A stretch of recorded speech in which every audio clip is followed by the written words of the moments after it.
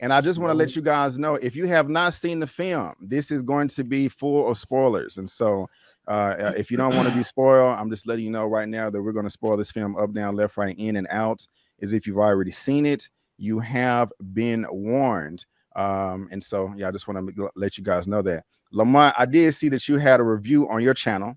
I haven't checked it out with your lovely wife. I wanted to get your fresh opinion today, so I don't know how you feel about it. I know, Kim, you just I saw you posted something on your story on IG, but I clicked off of it because I was like, oh no, I want to be surprised. But I'm gonna come to you first, Lamont, and then Kim. Lamont, tell me, what you thought about the film. If you liked it, excuse me, if you liked it, you hated it.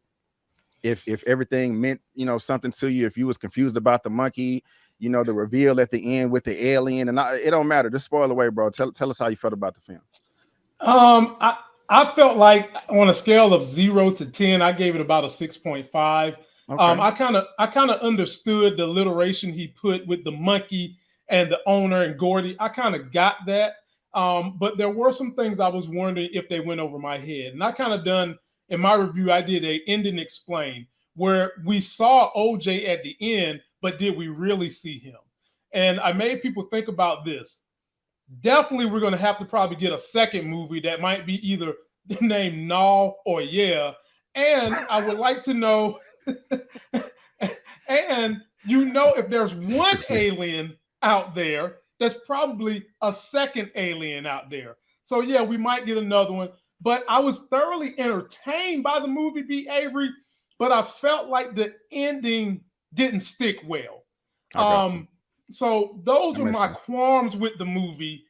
I enjoyed the character development. I love Keke Palmer. She gave me full-fledged Whitney Houston just got married to Bobby Brown vibes, and loved her every minute she was on screen. I even liked the tech geek. At first he got on my nerves, but I wound up liking him. And ladies and gentlemen, boys and girls, we just got to say this about the cameraman that told them it might not be what you think it is. His dumb behind is such a thespian. He lets the alien eat him up with the footage. You hater. You could at least left the camera, went inside the belly of the beast by yourself, and let them keep the footage. But in the end, Emerald did get the footage that she needed. And I do believe that the newscast at the end saw some of what she saw, but even if they didn't, she got the footage. So there will be a part 2. It's either going to be No or Yeah, and part 3 might be Hell Yeah. I got you. I love it, man. That's what's up. Kim, I'm coming to you. Let us know how you felt about it, your likes, dislikes, if anything didn't make sense, and maybe we can talk about it. Dude. Okay. You asked. 10. Really? 10. Oh, wow. 10. I love it. I'm in love with this film. Perfect. Okay. So you didn't find nothing wrong with it? No, nothing. It was a perfect movie. No, just because it was 10. I'm not even going to lower my score. I had like one issue, but I fell in love with this movie, and let me get into why. Number 1, first, let me shout out the unsung departments. The lighting department, cinematographer, who I believe is getting up there with Roger Deakins, Hoyte van Hoyten, if I said that right. Right. He's getting up there, man. Wow. The lighting department. There's been a struggle in Hollywood for so long of people of color not being lit properly, especially for nighttime scenes. True. When Daniel Kaluuya popped up on that nighttime scene, he's on the ranch, just like, wait, nope. Can I tell you, I wanted to give a standing ovation to the lighting team. I was like, this is a masterclass. This is how you do it. Beautiful, deep, chocolate-skinned man. And I can see all of him. He looks fantastic. I'm going to get into him just acting with no words and just what he's bringing to the table with his face, and how his face is just saying so much more. But I was like, that is how you light a beautiful Black man. That is how you do lighting for us, because so many films have failed us for years. The cinematography. Oh man, this is the genius that brought us the visuals of Ad Astra and Interstellar and Dunkirk. This is why Christopher Nolan is trusting him with Oppenheimer. coming up. Right. The visuals were so important because I think anytime you have a film that's going the otherworldly route, that's going beyond outside of our imagination, especially with the opportunity to use the IMAX technology, you have to get a real artist and you have to get someone that really understands the assignment. And Hoyt did that. He did his thing. Third, I want to shout out the sound mixing. The first thing that came to mind when the alien hovers over and you're hearing this mix of a whoosh, but also in the distance, I'm like, is that a whistle I'm hearing? And then I'm like, we're just meeting the alien. He hasn't eaten the people yet, but I'm like, it sounds like a crowd full of people screaming. I heard that early on in the film. Right. I know exactly what you're talking about. Right. My mind went right to Alex Garland's Annihilation. And the scene, I don't know if you remember the scene with the bear. Do you remember the scene with the bear? The bear comes up to Natalie Portman. It's about to eat all three girls. When it opens its mouth to roar, instead of roaring, it actually absorbs the screams of its former victims. So when the bear opens its mouth, it's actually the scream of the last victim. Oh, damn. And the sound mixing in that movie. So instead of going, roar, it goes, help! Oh my God, somebody help me! Oh God! It is the most unnerving, terrifying scene. Gotcha. This movie, several times, I closed my eyes just to pick up what they were mixing in there. The details are everything. So I just want to appreciate those because I feel like those departments often get sidelined and we go right to director and stars of the film. But Yeah, really, you're right. The excellence in a film are these details. And these people who you got to look real close to see their names, we got to shout them out. They did their thing. The reason why I love this film, oh gosh, Brandon, I'm so excited. I can't contain myself. Okay, first of all, this film is about spectacle, right? And I believe Jordan Peele was really honing in on our obsession with spectacle, and not just obsession. And it's through social interactions, but especially social media.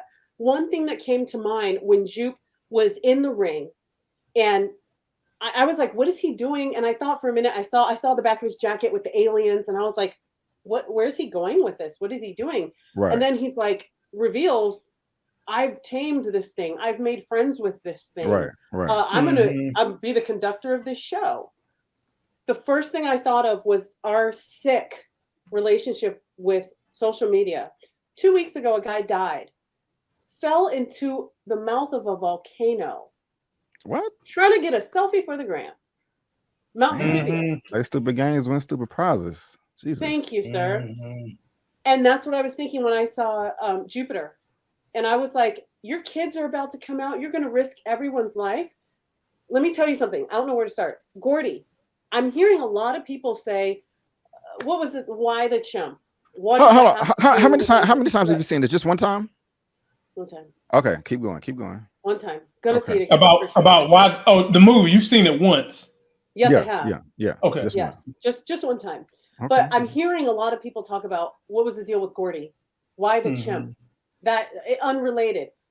The way I feel, the main movie was about the Gordy situation and the alien thing. It was bigger. It wasn't so much secondary, but it was almost like a 1.5 instead of a 2 in terms of, because the interesting thing I found about that is Jupiter, right? Okay, let's talk about Jupiter. He has this terrifying experience, which that was such an unnerving scene. And Jupiter has this connection. He didn't, if you notice, the curtain on the table was low. So the monkey never made eyes with the kid. So that was something to notice at first. And that definitely was foretelling about the alien and OJ, right? So he never made eyes. He knew the kid was under there, but he never saw his eyes. The kids never looked him in the eye. And then he has that connection and they fist bump, right? Okay, so I'm thinking Jupe took that feeling, that connection with him for the rest of his life. And when they don't tell the story. They don't go into when did Jupe first interact with this alien or Jean Jacket. And he thinks, like many stupid people that like to walk up to bears and go, it's okay. I've got a connection with this animal, this beast. I feel it. I feel it from the earth. I have a connection. Just let me get close. It'll be fine with me. He kind of had that attitude. Okay. He even said that it trusts me. Yeah. He even said that it trusts me and had the alien on the back of his suit. Like, bruh. Yeah. You're monetizing something that is otherworldly and to be respected. and to be feared. And that Jordan Peele is making a commentary on our social media starved for a viral, let me get close to this bison. Oh shoot, it's trailing me down. It's killing me. These people getting up close to get a shot, falling into a volcano, putting their kids' lives in danger to get the shot to go viral. Mhm. He's making a commentary on, you think since this thing purred at you, smiled at you, since you can put a chimp in overalls, you think you know it now? Are you playing? Are you crazy? You don't. It's just like the Chris Rock joke. That tiger didn't go tiger. I mean, he didn't go crazy. He went tiger. Right. The chimp went chimp. Yeah, I understand. Let me ask you this, and big ups to you, because if you only seen that one time and you was able to pick out at a part, you know, that's dope. I saw it twice. I understood a good amount of it the first time. The second time, the first time I was like, yeah, I need to go see that again, especially when I'm gonna talk about it. And the second time I saw it, I picked up all of that. However, do you still think that, and maybe this wasn't the case for you, maybe it was just easy breezy, lemon squeezy, but should the average audience member have to jump over all these hoops and go over the hurdle and under the bridge to understand the plot? Or do you think he could have did a better job of connecting the dots with the Gordy and the rest of the film and all the symbolism and the spectacle that you speak of? Because it was like, I felt like a homework assignment, but I mean, that's just me though. I love that though. Okay. I love that. Go ahead, sir. Sorry, I didn't mean to cut you off. You good? Like my wife had the same question, B. Avery, and I drew the parallel similar to what Kim drew, and she said, "You got all that from one time?" Yeah, I mean, like the parallel that Kim saw that I didn't see was the monkey couldn't see his eyes. Now you remember it was a big thing with the alien. You can't look him in the eyes. You're not supposed to look him in the eyes. My man goes and looks him straight in the eye, and the alien gobbles up everybody sitting inside that thing. So I saw the parallel with the monkey and the fist bumping and all that good stuff. I got that. And I actually thought that maybe he should have explained it a little more for those that didn't pick up on it, because it was kind of abstract. You would have to kind of draw your own conclusion. But he even showed in his little secret laboratory when Emerald first met him, when they was trying to give up Lucky, he even showed them that secret room with the first fist bump that he did with the monkey, with Gordy. Right.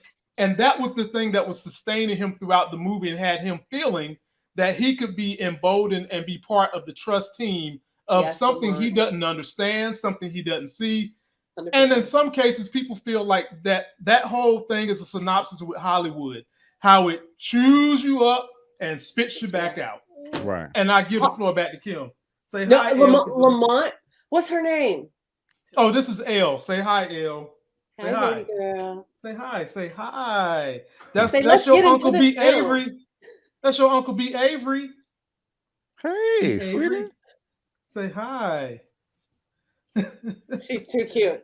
She's too Go ahead. cute. Go ahead, Kim. But I think Lamont, I agree with you 100%. 100%, dude. And I think it's definitely Hollywood, how it chews you up and spits you out. But also I think I got Hollywood, I agree with you 100%, but I think it's also social media. I think it's definitely. It's also this idea of thinking that you're connected, or think of it, if someone makes a video, someone goes viral, you have this sense of self that you didn't have before. This sense of security of like, oh, me? You like me? You like it when I put spaghetti on the head? Oh, okay, let me put some more. And how the next week, whoever else is doing a little TikTok challenge, they're the new thing. You're done. Remember my viral video? Yeah, what was that? A week ago? Bye. But like on to the next. But I love that they opened with the Gordy issue, because for me, I don't think you needed to circle back to your question, Brandon. I don't think you needed to break it down. I like as much information as he gave us. And remember, Jordan Peele is an extremely methodical person. I don't know if you remember, but for Get Out, he's like, my cut before, of course, it was edited down, was 3 hours and 45 minutes. That's crazy. So you have to remember that the director does start out with a vision, and he does say, this is what I want to say and how much, but you have to remember the process of filmmaking. There's also editors that are going, if you want this film to be this long, I got to take out something. Right. And he might have had to make a decision of, okay, I did 6 more scenes with Gordy, but you know what? I think I can still say what I need to say if we take out 25 minutes. So it's not so much that he was like, oh, you're going to do some homework tonight. It's that there, I bet you anything he did put more in there, but I'm fine with it. I'll say my last thing. I'll just say this is the 6 months that Jupe knew about the alien, the relationship that he had. If he's feeding the alien horses for 6 months, a lot of people gonna know about that. And he barely had an audience. And so I kind of wish we would have had, because I'm not. After the second time I saw it, I was like, wait a minute, what was you doing for 6 months? And then I heard somebody else say that part right there, like, wait a minute, if you're feeding the alien horses for 6 months, that's gonna make worldwide news. You know what I'm saying? So but look how quick it happened.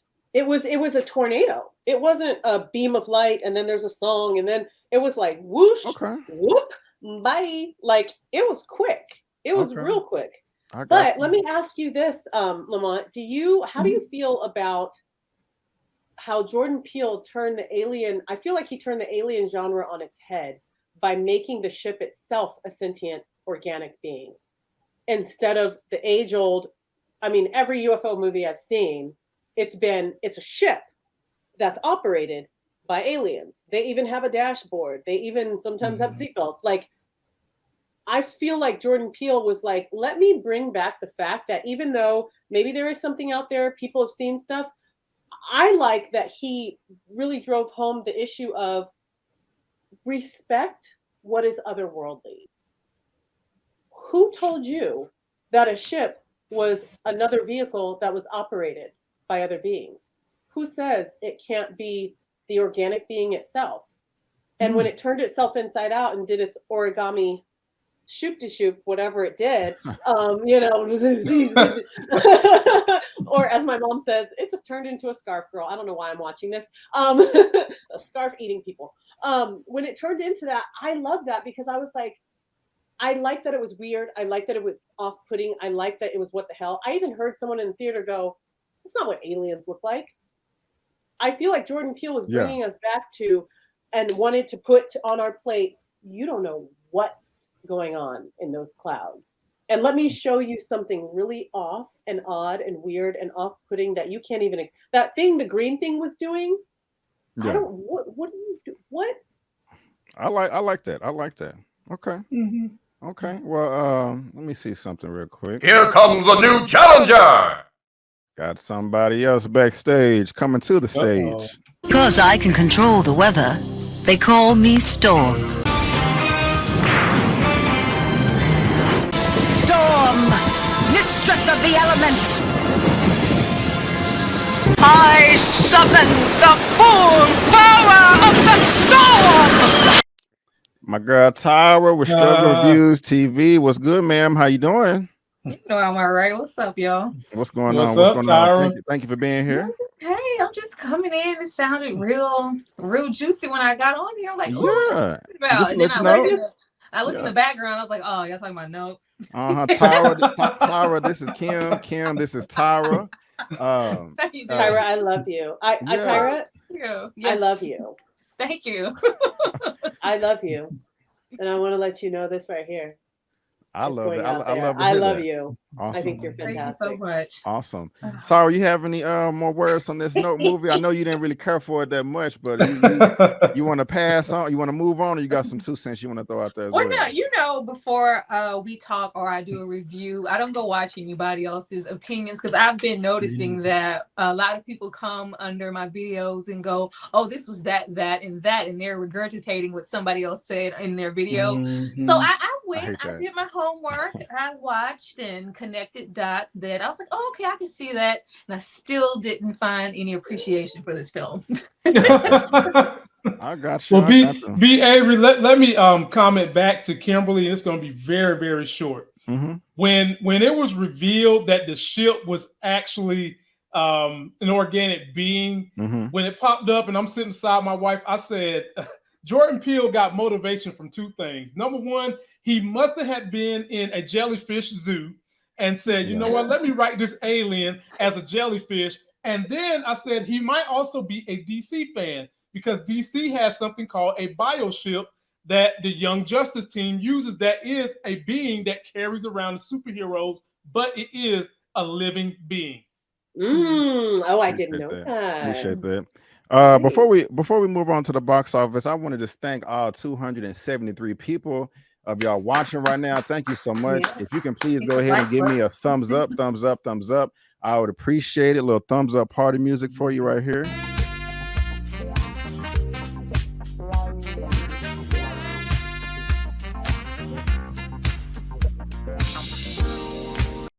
And thank you.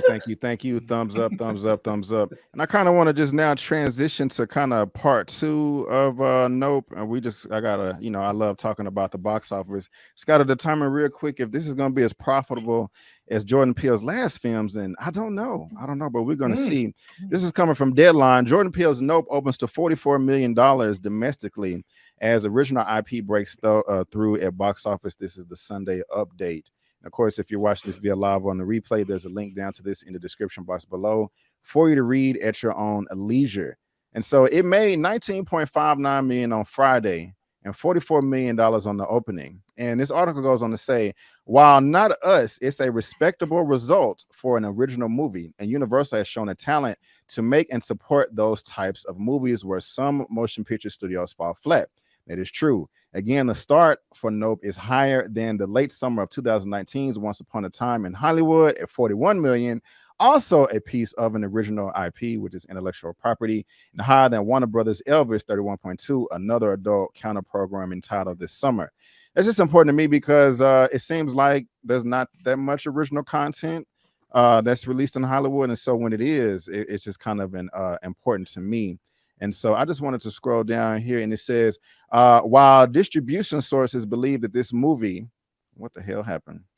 That this movie can get over 100 million stateside. The question is, with this production cost of 68 million before P&A, whether or not Nope's profits, like Peele's other movies, for those movies opening under 50 million. Universal typically sends the paid video on demand after 17 days, followed by POC thereafter. However, on Nope, I understand is paid video on demand post theatrical 31 days, which is good because the Peele Pick and Sony's Bullet Train are the only marquee offering during the late summer, early fall dry spell at the box office.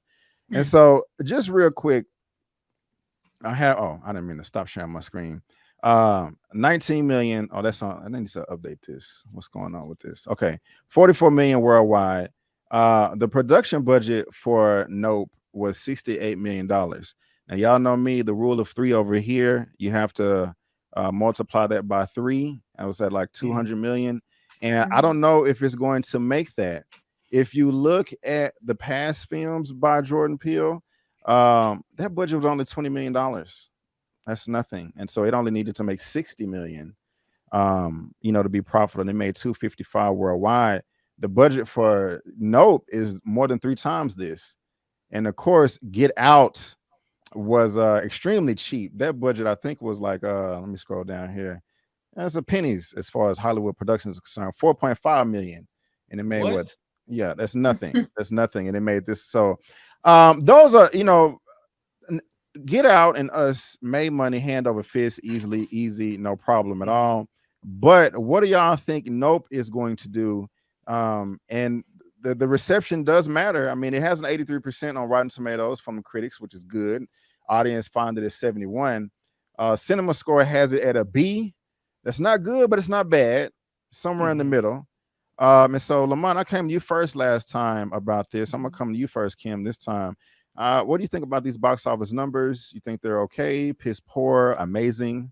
I mean, you think it'll make money? How do you feel about it? They're okay. They're not terrible. It's not bad. Yeah. I think that something about this film is that it's probably going to reach a more broad audience because it is dealing with the UFO subject matter, which there's groups out there. There's that on the UFO convention circuit that it's like any movie with UFOs, they want to see it because it's like, how much of this is true or true reports or, yeah, I saw that too. And I really do think that the curiosity, he's got the M. Night Shyamalan, sprinkles on him. He's got that. What is he doing next? What's the twist on this one? There's gonna be an amazing twist. It reminds me of the gradual, success of the East Row 177 trilogy, and M. Night Shyamalan's success of going, oh shoot, wait, we're gonna start with this film, and you always have something up your sleeve. I think that next weekend is gonna be big. I think the numbers are gonna go even higher because even if you don't get the story or it doesn't quite congeal for you, it's still terrifying, unnerving, it's violent, and it's really scary. So for those of you that are just looking for some jumps, some people love the jump scare. You got to have a jump scare. If you're a horror fan, those people are still going to come out to the theater. I know a lot of friends. First, I'm a day one person, but I know a lot of friends that are like, oh, I'm a second week person. I don't want the crowds. Hey, maybe people are just waiting for the crowds to dissipate because my theater wasn't one seat empty. Okay. And some people don't like that. So maybe those people are going to come next week. Right on. And so I'm going to come to you next. And I want to ask you this. You can comment however you want. But also, once upon a time, we heard that, Hollywood giants said, black people stuff don't sell overseas. You know what I'm saying? It won't make no money, which is crap. That's not the case with us. Now, $80 million international is not bad. I mean, that's actually good for a $20 million budget. And of course, when you have Get Out, that was made for pennies, so $80 million there as well. Do you think that's going to be a problem overseas, Tyra? Also, I want to know, are you personally, do you think you're going to help out the box office and pay to go see this again yourself? How do you feel about all this? Telling me. I'm not paying to see this again. As soon as they release this on streaming, I will check it out. I loved a lot about the film, but I don't appreciate it enough to go and see it again. I do think it's going to do well, but I think it's going to do well just strictly off of word of mouth. People love to pass along, oh, I was confused. People want to see what all the hype is about and break down and pull apart, and I can do it. What didn't you get? Let me go and see if I can get it all. Or just, oh, I was confused. There were a lot of the theater I was in, it was not full at all, but it was like so many different scenarios happening in the theater. Like I was squirming because I was like, all right, I'm gonna stay. I'm gonna keep watching. Somebody next to me was engaging. They were into it. Another person was like, I was just like, oh my God. Like, I seen people walk out. Like, are you serious? I heard and when the movie went off, the credits were rolling, like you could hear a pin drop. Like, it was so quiet. And then there was just one singular, like, it was like everybody was just so conflicted on how they felt about it. So I think if anything, it is going to do well, but I think it's just going to be from people wanting to know what the hype is about and try to break it down, or just from that perspective, I think it's going to do well. Okay. Lamont, how you feel about all this, man? You think it's gonna do well? You gonna pay to go see it again? How you feel about this money?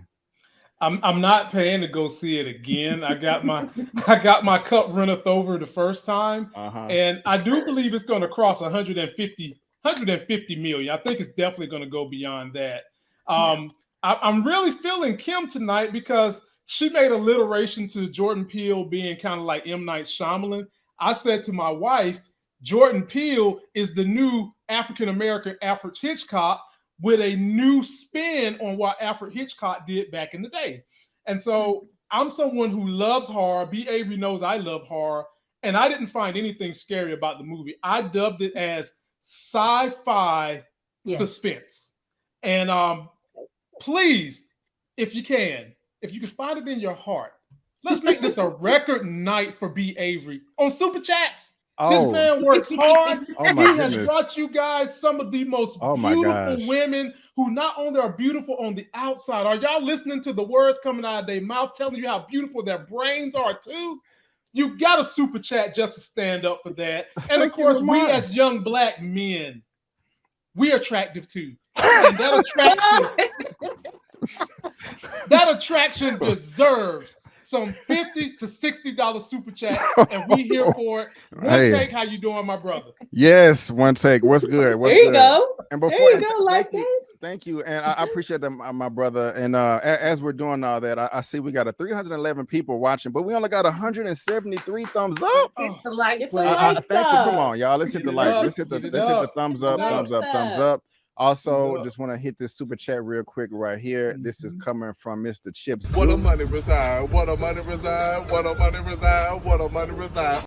Thank you so much for the $9.99 super chat. Peele is also suffering from a get out curse. Some people got their expectations too high. I agree, and they couldn't come back after watching the film. They wanted something else like Get Out. I do agree with that, and so thank you so much, Chips, Bitwack.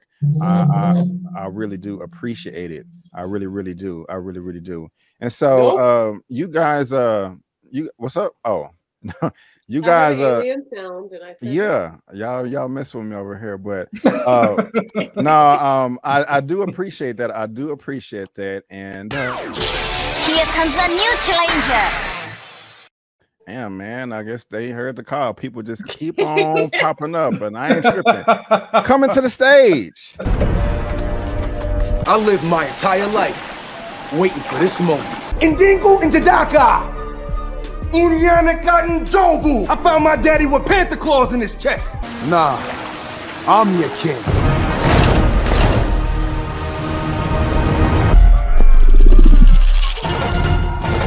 Come on. Yes. No. Yes. I known. Larry with today. I feel like, yes, sir, aka Killmonger.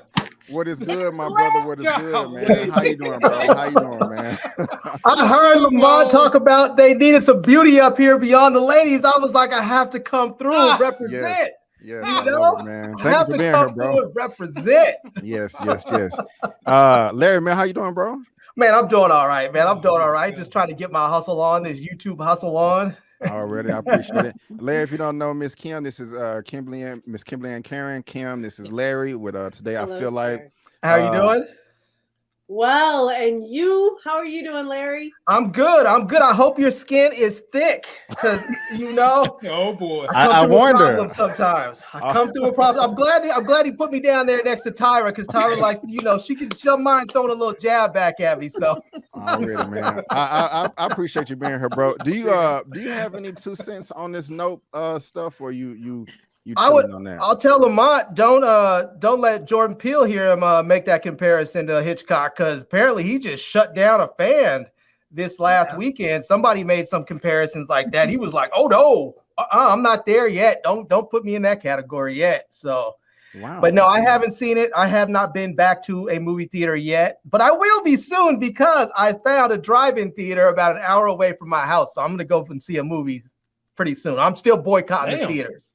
An hour and a half away. Good Lord. Nah, just an hour. It's just an hour. Okay. Still. You know. I first thought that seems like a long way to go to see a movie, but you know, when I lived in LA, I used to drive an hour to go get a drink. You know. Okay. So I mean, I feel like I can go see a double feature, and it's like $15 for a double feature. So something like that. Yeah, right now they're playing Nope and Thor, so I think I might go check them out. Yeah, do that. It's worth the drive. Cool. Yeah. Well, also, before we move on, just one more box office thing. Thor: Love and Thunder. It's not doing that hot at the box office. It's $5.98. I think Thor: Love and surprise. Yeah, Thor. What did Thor 3 make? Thor Ragnarok, $895. And I don't think that it's going to make that. Oh Lord, Jesus Christ. Let me do. They needed more Darcy. I haven't seen it, but I didn't think there was much Darcy in there from the trailers. I agree. It was only a small part of Darcy, very small. They should have had more. Yeah, I agree. $853 for Ragnarok, and this is at $5.98. The reason why this is really bad is because this movie, the Thor 3, the budget was $180 million. Good. The budget for Ragnarok was $250 million. It was a $70 million increase, and so that sucks balls. And so I just somebody's got to pay Chris Hemsworth's trainers. Yeah. So, you know. But yeah, I need to get a job where I'm paid to look like that. You got it, man. But ladies and gentlemen, got it. I got it's called being a husband. You know. Right here from Ray Guns Media, $2. I love what you're doing, B. Ray Guns Media, thank you so much for the super chat. I really do appreciate it. Mara said that she wants a refund. I guess she didn't like the movie that much.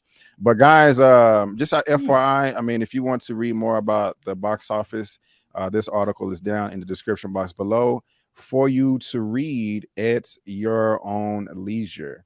And so, yeah, everything that we're going to be discussing today is going to be in the description box of this video. I didn't hear you guys mention much about the acting in Note, but how was what's her name? Keke, because you know I have a love-hate relationship with her. I either love either love her completely, or I'm just like, that was all right. Like, I haven't found any middle ground with her. It's either love her or just like indifference. I talked about it. Yeah, before everybody got in, I waxed poetically, as you like to say, about her. She did a good job in this movie. And I have that same love-hate relationship with her, going back to Aquila the Bee.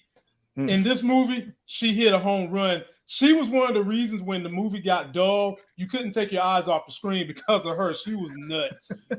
She was nuts. I loved her. Yeah, she was. I thought she was fantastic. That last scene where it's got that, what is it, Up Yonder, the sign? Yeah. Everyone remember? Up Yonder, which that's another whole thing is, was he alive or not? When she's screaming, that right there, I was like, oh, Keke, that was great acting. Like, I think if any annoying parts, it was the way her character was written. I don't think it was her. Yeah. But her character was supposed to be the younger sister. Annoying. And by the way, I have to mention, we don't see enough movies where it's the brother-sister relationship, especially Black brothers and sisters. Right. And I really love that this movie, because they could have made her character the girlfriend. They could have made her the horse trainer that kind of knows him. And I love that brother, sister, I love you, I hate you, I got you, get out of my face, I will die for you. I love that. Right. I love that dynamic. That was great. And by the way, one last thing, Brandon. I was wondering, did any of you catch that at the very end when she was on the bike and OJ was in front of the alien and they were both kind of struggling, like, I'm going to save you, I'm going to save you. Did you catch this Hawkeye Black Widow on Vormir? Yeah. I kind of caught that kind of vibe, because I was like, somebody sacrifice somebody and hurry up. Right on. Thank you for that. Y'all are just blessing the channel today. I appreciate it. Pimp Pickle. Damn, for $50, I gotta do something for that right there. Take off your shirt. No, I'm not.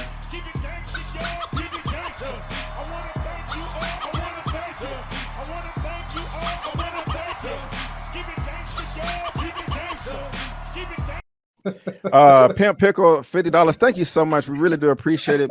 Let's see Kim smile. I used to watch the Campy show to see that laugh, that smile, and there she is smiling. It's looking lovely, Kim. Thank you so much for the smile. Thank you so much. I like to thank my dentist for these dentures.